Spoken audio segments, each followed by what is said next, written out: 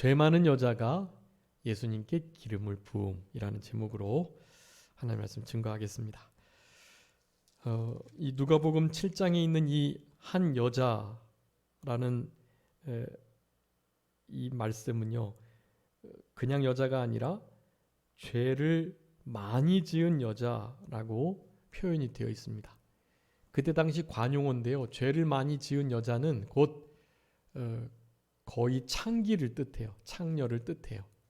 그래서 이 여인은 아마 창녀였을 가능성이 많습니다.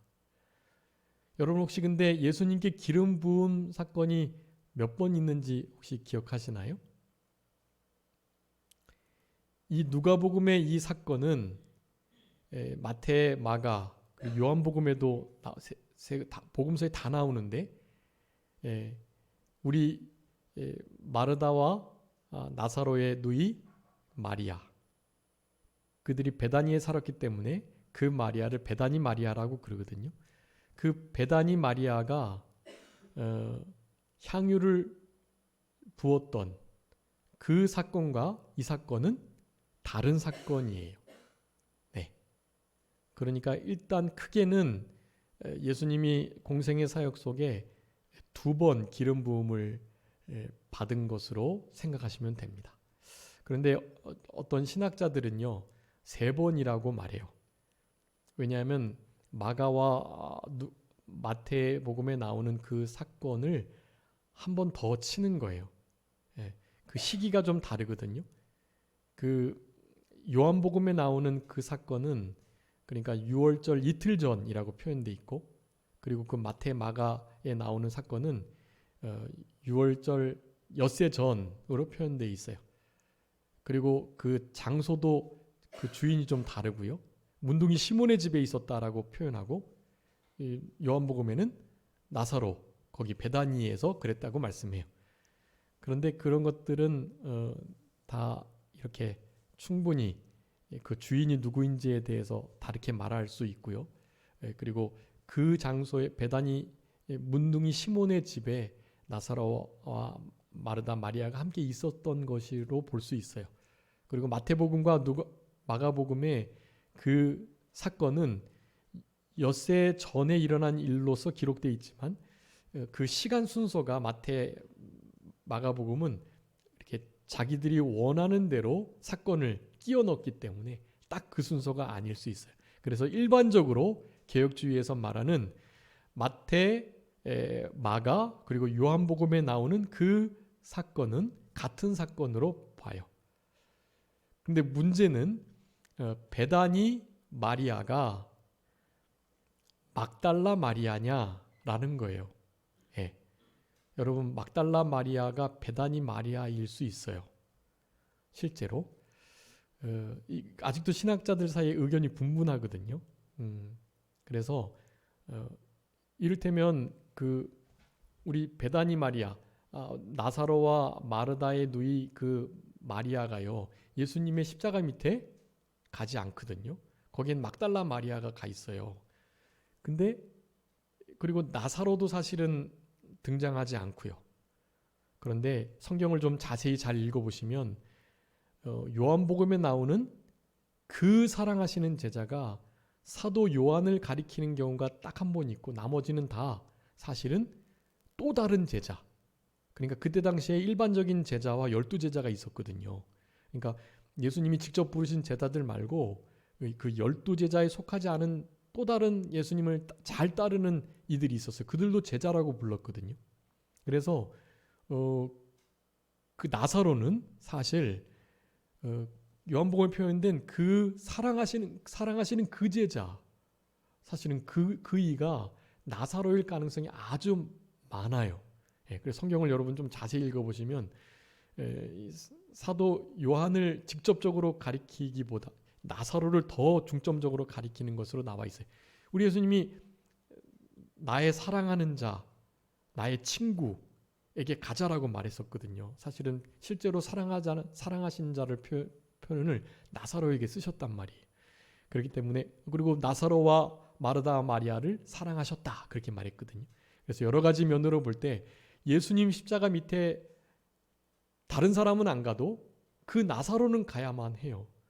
근데 사실 그 베드로와 그 사랑하시는 자가 갔다 그랬거든요.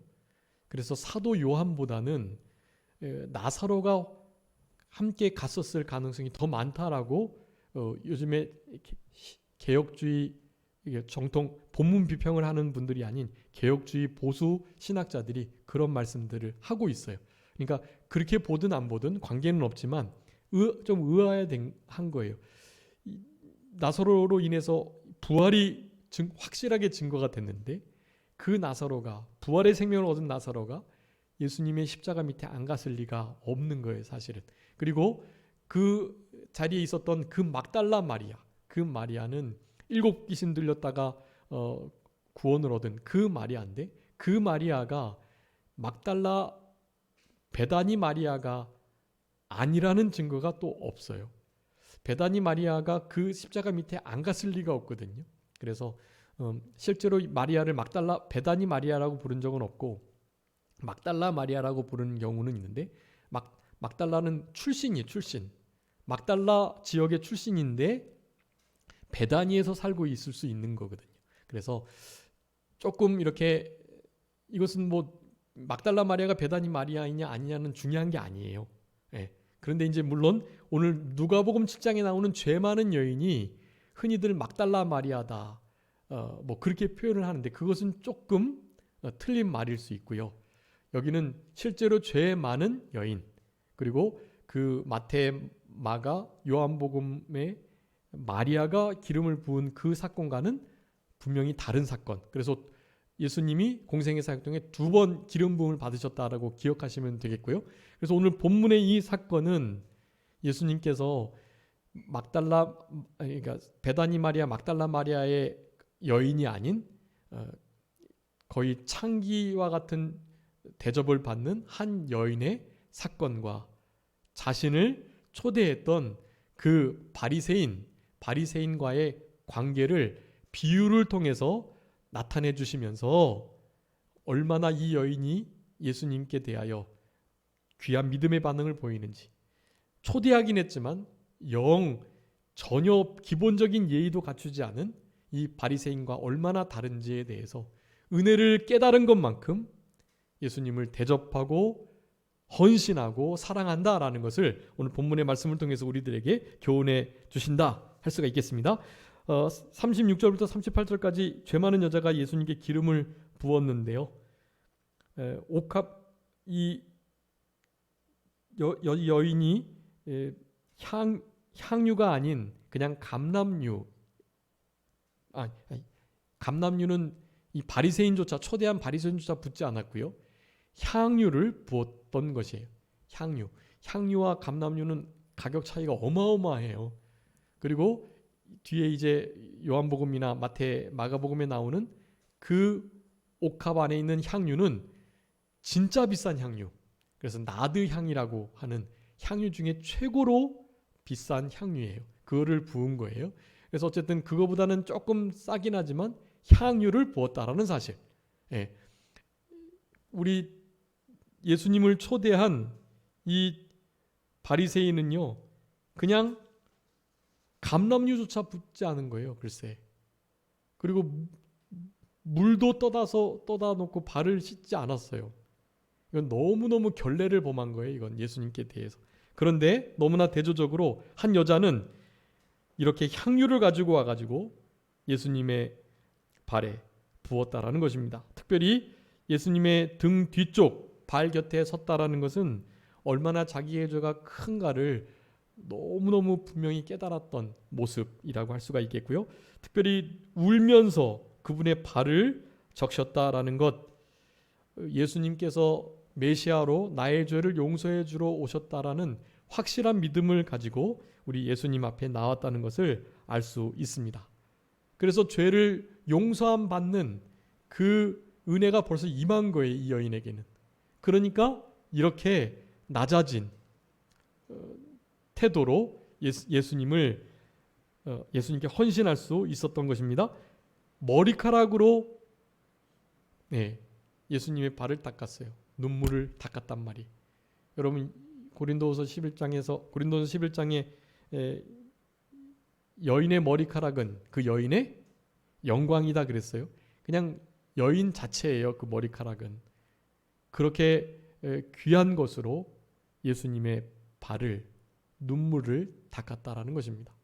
얼마나 예수님께 대하여 헌신하고 싶은 마음, 감격한 마음이 많은지를 알 수 있는 것입니다.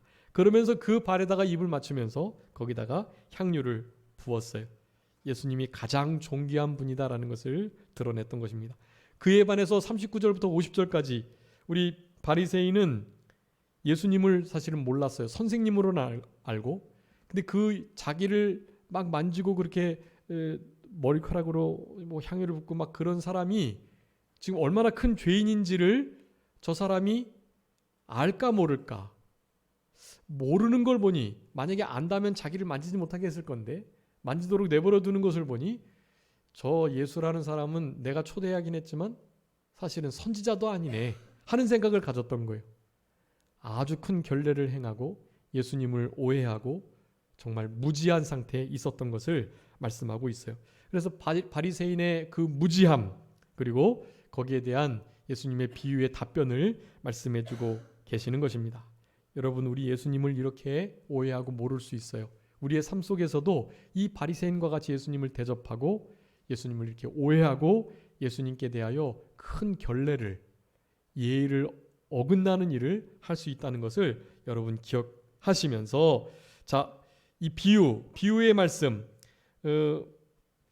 비유의 말씀이 이제 41절에 나오는데요. 너에게 이를 말이 있다고 하면서 선생님 말씀해 보세요 라고 하면서 빚을 주는 사람에게 빚진 자가 있는데 둘이, 하나는 500데나리온, 하나는 50데나리온을 줬어요. 50데나리온, 한 데나리온을 10만 원이라고 한다면 500만 원이죠. 500만 원. 그리고 500데나리온은요. 5천만 원이에요. 5천만 원. 자, 5천만 원과 500만 원을 10배를 많이 빌린 사람, 그리고 그렇지 않은 사람이 있어요. 근데 둘 다 겨우 빌리긴 빌렸는데 갚을 수가 없네요. 그래서 그 빚을 준 사람이 그 빚을 탕감해 줬어요. 자, 그랬을 때 어느 사람이 그 빚을 탕감해 준 주인을 더 사랑하겠느냐라고 물었어요. 이 바리새인은 무식했고 또 예수님께 대해 함부로 했지만 이 정도는 알았어요. 그러면서 대답을 해요. 누가 더 사랑한다고요? 많이 탕감을 받은 사람이겠죠 라고 말을 한 거예요. 내 판단이 옳다. 내가 지금 그와 같은 상황에 놓여 있다 라고 말씀하시면서 이렇게 교훈하시는 거예요. 이 여자를 보느냐? 내가 집에 들어올 때 너는 발 씻을 물도 주지 않았는데 이 여인은 눈물로 내 발을 지금 씻고 머리털로 닦고 있고, 너는 나에게 입 맞추지도 않았는데 이는 나에게 내 발에 입 맞추기를 쉬지 않고 계속하고 있다. 감람유도 너는 채 주지 않았지만 이는 아주 귀한 향유를 나에게 부어서 내 장례를 준비하고 있다. 이런 표현을 쓰고, 장례 준비는 이제 요한복음, 마가복음에 나온 그 마리아에게 한 표현인데요. 이도 장례를 준비하는 것까지는 몰랐겠지만 가장 귀한 것을 드리고 싶은 그 마음이 있었던 거예요. 자기 지참물, 결혼할 때 꼭 필요한 거거든요. 이게 없으면 결혼 못해요. 그런데 그것을 우리 예수님께 부어 드렸다라는 사실입니다. 여러분, 이것이 얼마나 예수님을 깨닫고 아는지 혹은 그렇지 못한지에 대하여 태도가 달리 나타나는 것에 대해서 우리에게 교훈해 주시는 거라고 하겠습니다. 자, 여러분, 이 상태에서 나는 500데나리온 빚을 탕감받은 자인가 50데나리온 빚을 탕감받은 자인가를 생각하셔야 합니다. 여러분은 어떤 사람이세요? 여러분은 50데나리온 탕감받은 분이세요? 500데나리온 탕감받은 분이세요? 500데나리온 탕감받은 분이셔야 합니다.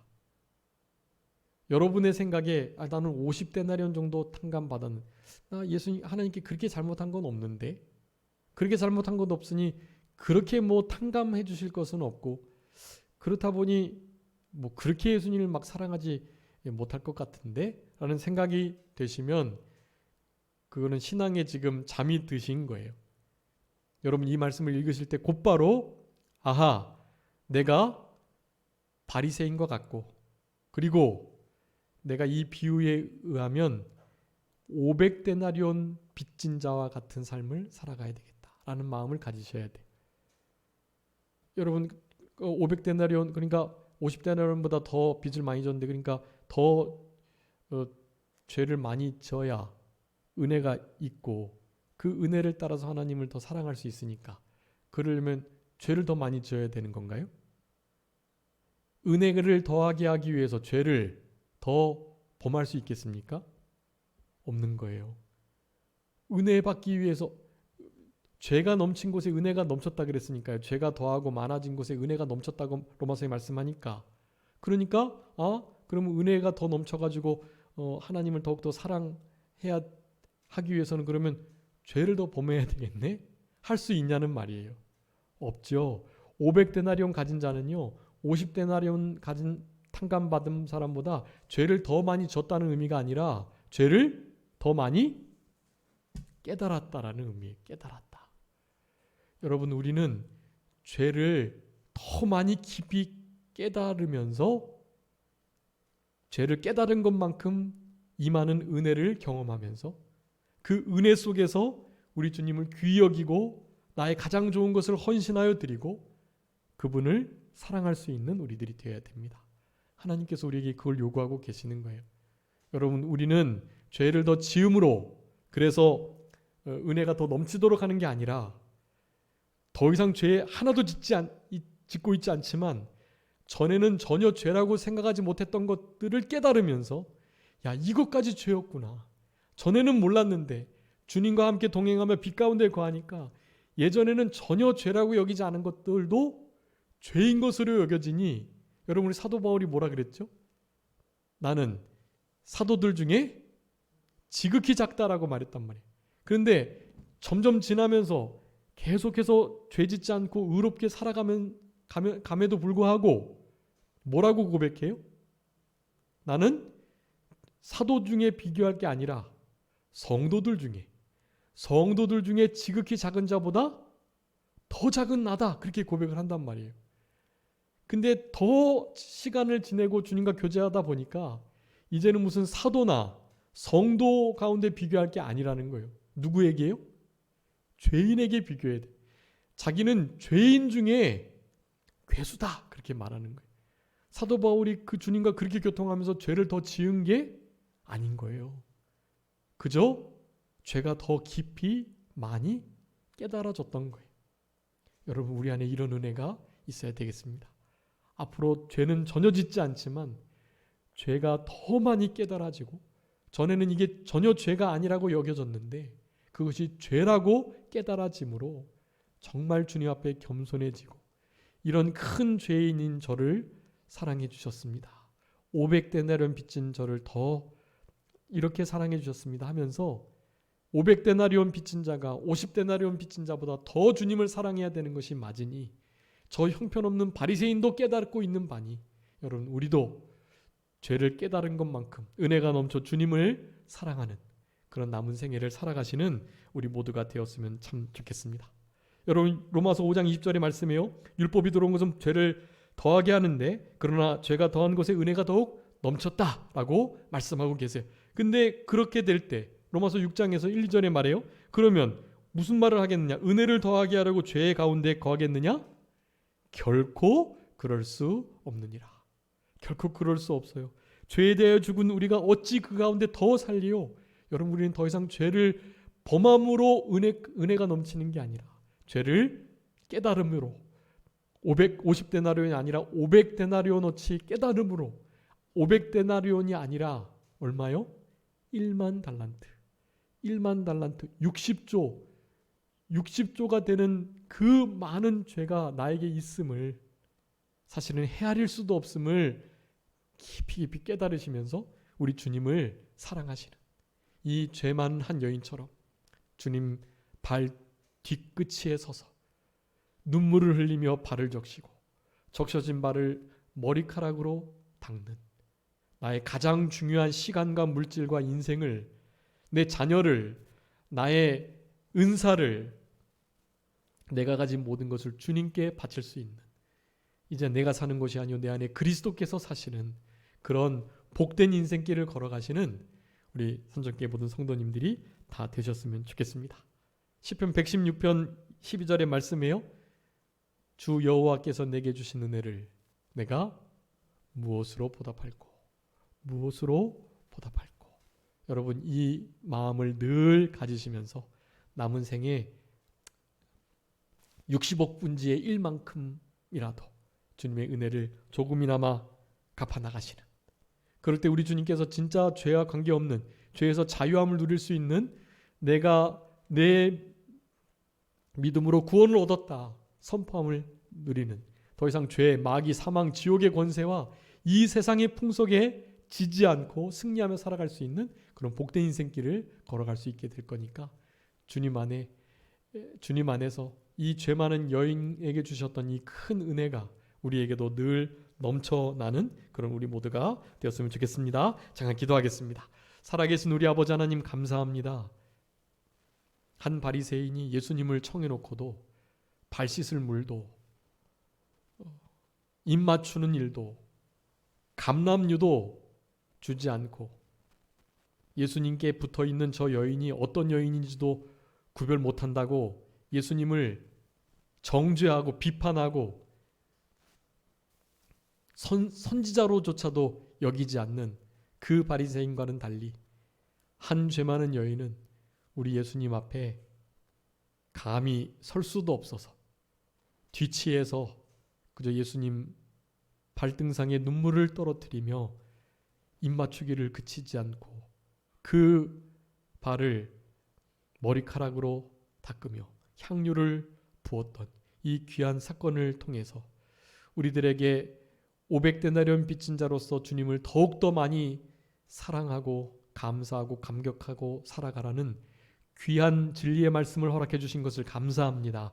우리의 삶 속에 죄를 더 깊이 깨달아서 더욱더 은혜가 넘침으로 우리 주님을 더 많이 더욱더 사랑하고 귀하게 여기고 존귀히 여기는 그건 우리들의 남은 생애가 되게 하여 주시옵소서. 그래서 우리 주님께도 우리가 사랑을 받고 주님께 죄사함의 능력과 권세를 누리면서 회복의 역사를 누리면서 그렇게 은혜 가운데 살아갈 수 있는 우리 모두가 되게 해주시기를 간절히 바라옵고, 거룩하고 복된 주일날 남은 모든 시간들도 하나님께 온전히 드리게 하여 주옵소서. 감사하옵고 예수 그리스도의 이름으로 기도 올리옵나이다. 아멘.